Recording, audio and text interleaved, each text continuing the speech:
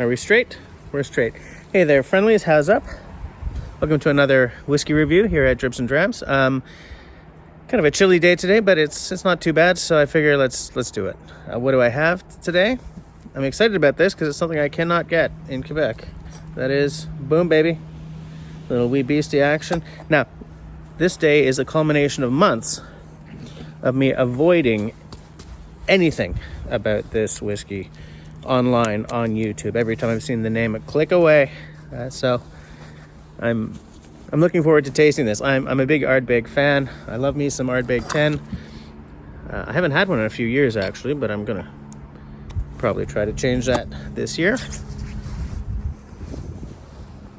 Where did I put my axe mask? There we go. Safety first. What you're hearing there is somebody on the phone. It's okay. It's a bit of a derelict, to be honest with you. So, as I've said, I have read nothing about this whiskey. I've avoided everything. I'm gonna have to do this later. Okay, I did shut that down. I was gonna be like, I'm just gonna do this later, but I've now opened the bottle, so here we go. I miss my barrel. I'm gonna have to dig that thing out. It makes for a better work surface than the edge of the pool here. There we go. Looking good. One thing I like about the Ardbeg is that it's not, treated to the full, chill filtering and everything. In fact, let me see. Non-chill filtered. So while I let that open up a little bit, good, he went inside. I tend to like my whiskeys a little older than 5 years old, but age statements are either disappearing or coming down across the board. So I'm just wondering if a very young Ardbeg is going to make me as happy as, say, a 10-year does. I should get more Ardbeg. Actually, when this one arrived from Alberta, it came with an Ugadal. That one you can get here, but the price that you pay in Alberta plus like $40 shipping, you're still paying less than I would here at the SAQ. So I was like, you know what? If I'm ordering the Wee Beastie, I'm going to take a win on the Ugadal too. Just going to take a look here. What do we got? It's a nice pale color. I like it. It's a nice color. There are several ways you can get the darker sort of amber color in whiskey, and one of them is with coloring. And I would rather have like a straw blonde colored whiskey than something that's been colored with an what's it called, like the I haven't even had a sip yet with the caramel coloring. I'm gonna nose it a bit. I almost dropped the glass there, sorry.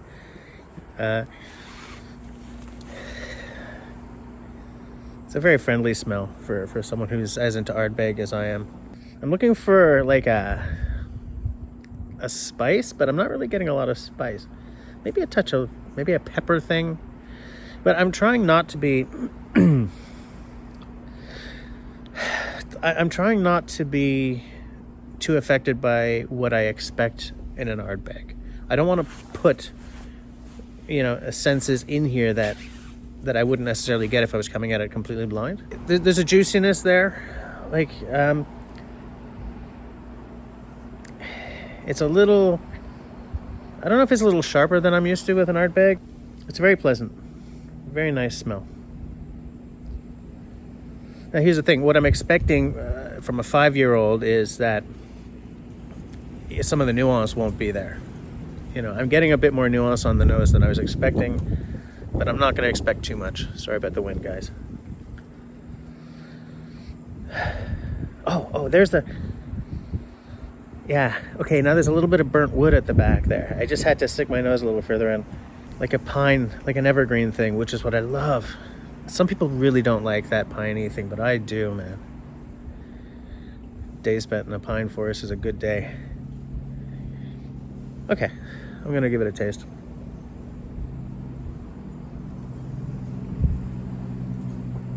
Woo! That's youthful.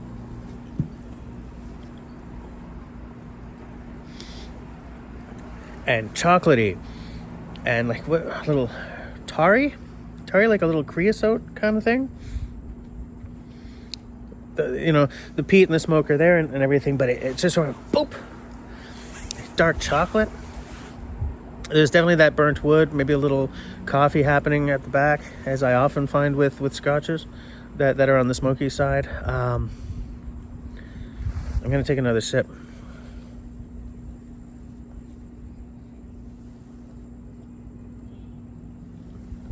And it just sparkles on the tongue.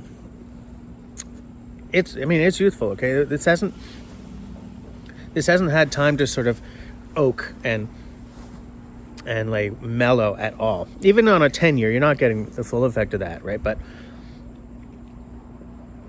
it's still sizzling on my tongue. Nice mouthfeel though.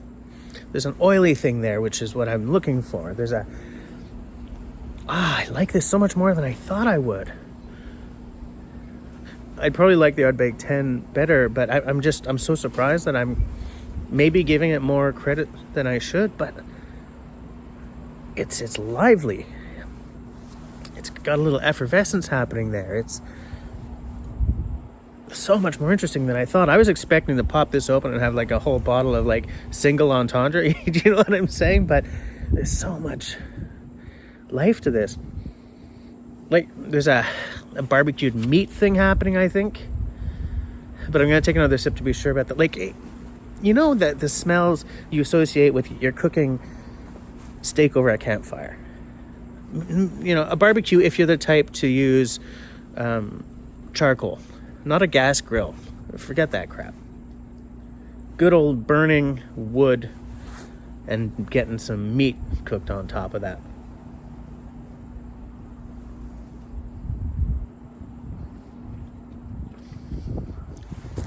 Stuff's happening all around the tongue. It's oily, and then it sort of gets a little drier at the end. It's got that Ardbeg, that beautiful Ardbeg stuff happening, but it's like son of Ardbeg. You know what I'm saying? It's more youthful. It's like sportier. I want to take another sip, but I don't think I'll have enough left to add the frickin' water if I do. Oh, I'm happy with this. I mean, this isn't a 10 on 10 whiskey or anything, right? I'm not saying this is the best whiskey I've ever had, but like I was expecting to be giving this thing like a 7, and I think it's an 8. But let me do the water, and I don't want to make my decision too early. Okay, I'm gonna add some water.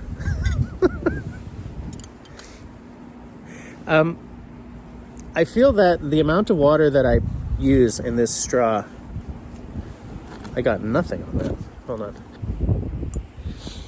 It looks like I'm just putting a drop, but what I'm doing is I'm getting about this much into the straw. It's about the same as, when Ralphie puts a teaspoon in. It's about the same amount. Sorry about the wind, guys. Okay, so on the nose, now that I've added water, it's a little more of a seaside breeze, which was, to be truthful, lacking a little bit on the nose to me earlier. What? It doesn't smell too rambunctious though. Like it wasn't that big a change on the nose. Come on, wind. I'm trying to do a review here.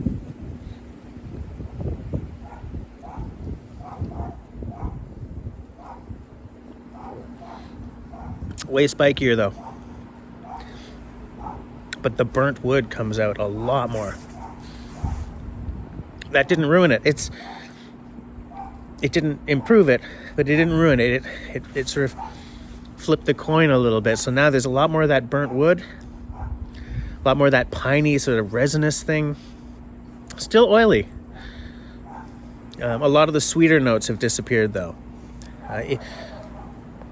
It wasn't an overly sweet whiskey to start with, but a lot of that sort of disappeared. Now it's all just sort of peat and burnt wood and barbecued meat. Fortunately, those are flavors I like. I do prefer the nuance you get before you water it, though. Like earlier, I said there was a fruitiness and a juiciness there, and it's just gone. Forget about it. It's drier at the finish now. It's weird because it's drier at the finish, but still there's that oiliness that's just lasting and lasting. But it is a little more one-dimensional on the finish than it was before I added the water. I will definitely say that. I think the whole idea behind this channel is, I do one review, pop the bottle open, neck pour, and then I'll come back to it, after it's been down around the shoulder and it's been open for a few months, because I feel that that's the only way I can really give you guys an honest review. Because now I'm too excited about this whiskey to right now I can confidently give this an 8. After I've spent some time with it, especially like after I've tasted it next to the Ugadal or whatever, that may drop. For any of these whiskeys I've done up till now, the initial scores may drop, or they may go up a little bit or stay the same.